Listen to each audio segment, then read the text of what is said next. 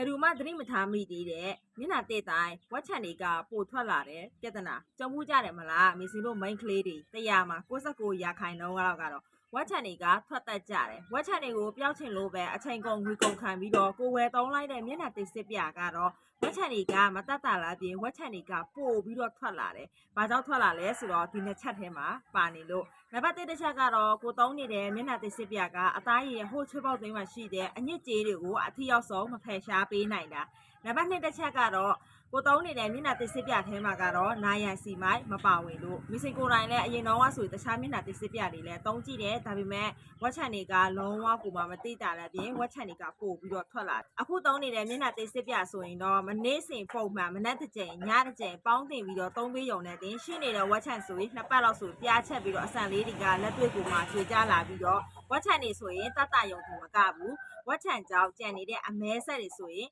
အလွာလိုက်ကိုမှပါကြလာပြီးတော့မျက်နှာအသားရည်ဆိုတစ်စစ်ကြည့်ပြီးတော့ဖြူရင်းလာတယ်မင်းစင်ကိုတိုင်းလည်းစမ်းသုံးကြည့်ရကနေတကယ်ကိုမှတိတာသလိုဒီနေ့ပိုင်းတစ်စိမျက်နှာသေးစစ်ပြအောင်သုံးကြည့်ပြီးတော့တိတာပြီးတော့ပြောင်းလဲတော့တဲ့ customer တို့တွေမှာအများကြီးအဲ့တော့ကိုကဝက်ချန်တွေထွက်ပြီးတော့အမဲဆက်တွေလည်းရှိတယ်ဘာပဲသုံးမသိတာဘူးစမ်းသုံးကြည့်စိတ်ဝင်စားနေတယ်ဆိုရင်ချက်ပေါက်စီမှာအသေးစိတ်မေးမြန်းပြီးတော့လာရောက်မှာယူလို့ရပါတယ်ရှင်